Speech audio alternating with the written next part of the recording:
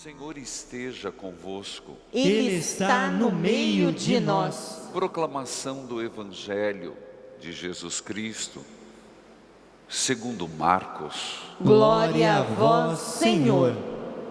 Naquele tempo disse Jesus à multidão: o reino de Deus é como alguém espalha a semente na terra. Ele vai dormir e acorda noite e dia, e a semente vai germinando e crescendo, mas ele não sabe como isso acontece. A terra por si mesma produz o fruto. Primeiro aparecem as folhas, depois vem a espiga e por fim os grãos que enchem a espiga. Quando as espigas estão maduras, o homem mete logo a foice, porque o tempo da colheita chegou.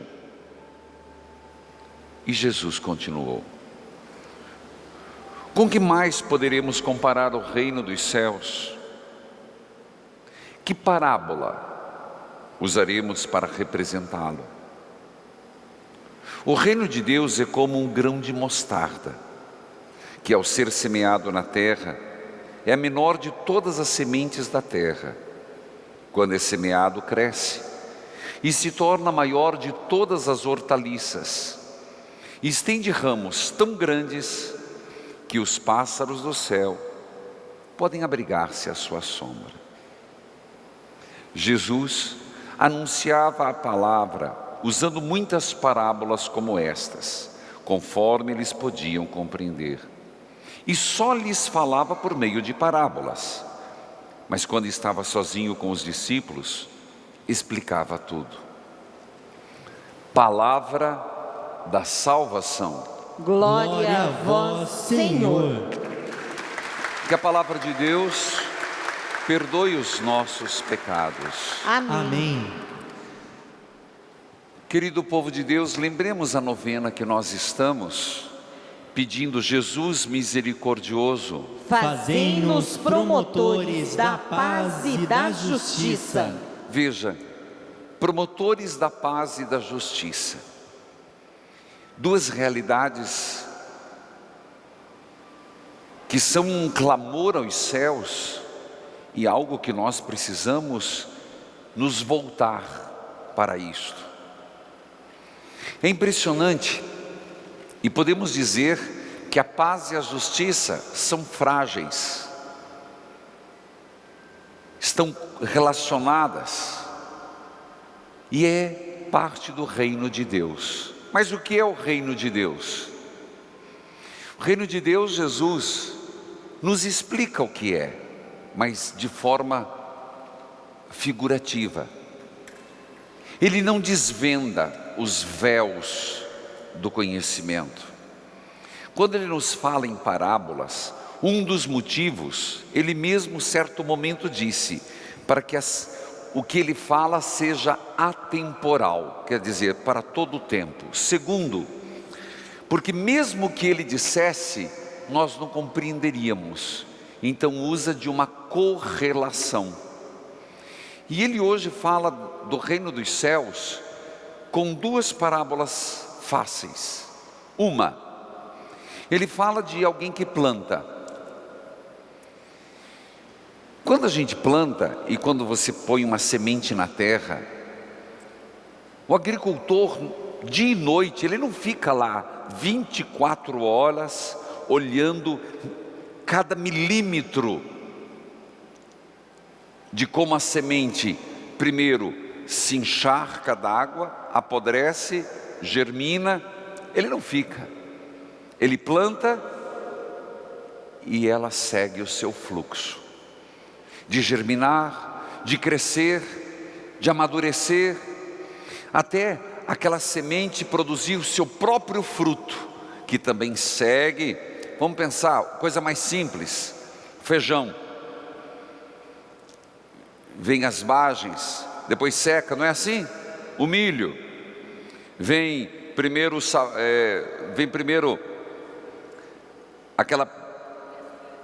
a espiga, depois vai grenando, depois vai ficar verde, milho maduro, depois é assim. O que quer dizer nessa parábola? Ou mesmo do grão de mostarda, que é pequena e depois cresce, que na verdade, aquilo que nós plantamos do bem, é esse o objetivo. O bem que você faz hoje, você não vê imediatamente as consequências. Mas a semente do bem que você plantou hoje, passa um dia, 2 dias, 1 mês, 1 ano, aquela semente insignificante, às vezes igual a um grão de mostarda, vai produzir frutos. Está claro isso? Está entendido? Porque é verdade, a gente não fica medindo, eu faço um bem agora e esperar que imediatamente eu já colha os frutos deste bem. Às vezes não é assim, é difícil. Ser honesto é difícil, ser bom é difícil, perdoar é difícil, fazer a caridade também é difícil. Mas são sementes que nós plantamos e temos que plantar despretensiosamente. Volto a dizer, ninguém fica olhando o germinar da semente, mas o que plantamos, acredite, um futuro se colhe. O mal também.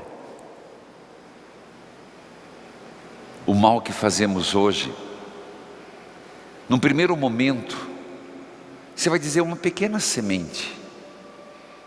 Isso não é nada, a gente esquece, a gente nem lembra mais. Mas aquela semente plantada do mal, hoje, amanhã, o mês que vem, ou ano que vem, os outros nos cobram, a natureza nos cobra. Veja o que aconteceu na primeira leitura. E é nesse contexto, por isso eu quis explicar dessa forma. A primeira leitura, ela fala de Davi.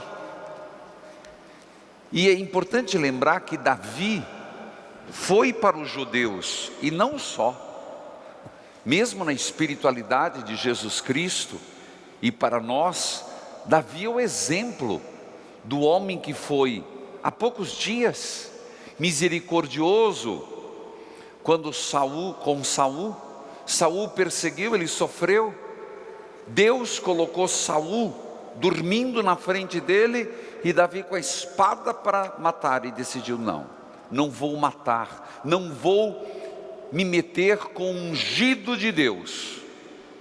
Tirou um pedaço do manto, lembram disso? Se não lembram, escutem. No outro dia procurou Saul e disse, olha, eu estava prestes a te matar. Conversa. É? Olha aqui um pedaço do teu manto. Eu decidi não te matar. Mostra um homem, um rei, que foi vigoroso, que uniu todas as tribos de Judá, e praticamente fez o reino de Israel. Mas o texto de hoje mostra-nos e nos faz perceber que se até Davi, ungido de Deus, o melhor de todos os reis, fez o que fez, nós também estamos passivos, estamos propensos, se não cuidarmos, a fazer o mal. Davi plantou hoje a semente e cometeu um grande pecado, um pecado contra os mandamentos, na verdade vários. Primeiro, o texto que foi muito bem lido, diz aqui, uma história clássica, livro de Samuel. Davi tinha um harém de mulheres, mas veja o que é um coração perturbado, insaciável. E a gente tem que se cuidar nessa área. Tinha tudo, a unção de Deus, tinha um reino forte. Foi desejar uma mulher casada. E a gente já sabe que isso não vai dar certo. Não precisa nem continuar, né? Mas vou. Porque diz o texto, e não sou eu que estou trazendo, ele olhou e viu uma mulher bonita. Lembra que nosso Senhor falou que aquele que desejar uma mulher no seu olhar já cometeu adultério, e ele foi além. Olhou para Betsabeia e perguntou: quem que é aquela mulher? É mulher de um dos seus servos, de Urias. Você percebe que aqui, gente, vamos ser honestos, são sementes do mal. Eu quis hoje polarizar: sementes do bem, sementes do mal. Se naquela hora, com a casa cheia do seu harém, tivesse se segurado e não deixasse a semente do adultério, todos nós estamos sujeitos, gente. Ninguém é sangue de barata, vamos ser honestos. Quantas vezes você olha para uma pessoa e acha bonita, desperta até um desejo que não devia, seja homem, seja mulher, mas daí, em você dar vazão,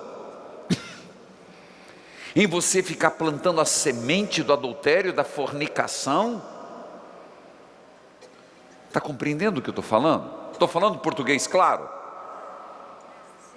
Ninguém é anjo aqui, meu filho. Todos nós estamos nessa lida. Davi foi além. Dormiu com a mulher casada. E ela engravidou. Davi, ao invés de recuar, um pecado, lembra que eu falei que o pecado vicia? Já tinha feito um erro, chamou o pobretão do Urias: Urias, vem aqui. Ó, meu filho, você fez o que fez? Vai lá na tua casa lavar os pés. Lavar os pés na Bíblia, vai fazer sexo com a tua esposa. Toda vez que você no Antigo Testamento encontrar lavar os pés, é relação sexual. Eles não tinham coragem de falar isso, então usava a palavra lavar os pés. É o jeito deles falarem. Urias foi e não dormiu com a mulher.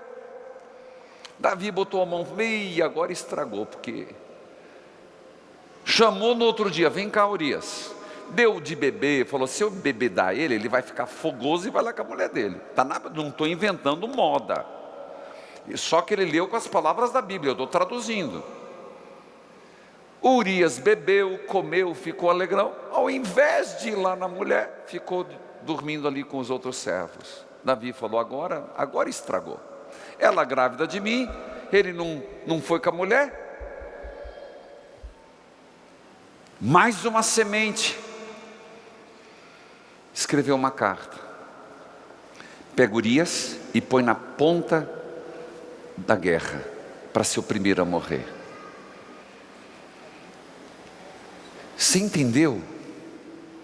Você entendeu a dinâmica? A mesma dinâmica da semente de um grão de milho que vai gerar uma espiga sadia, é de uma semente do mal.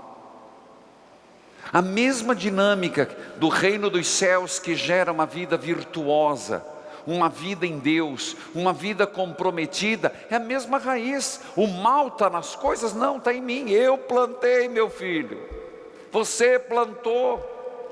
Você esqueceu, mas o plantio foi feito.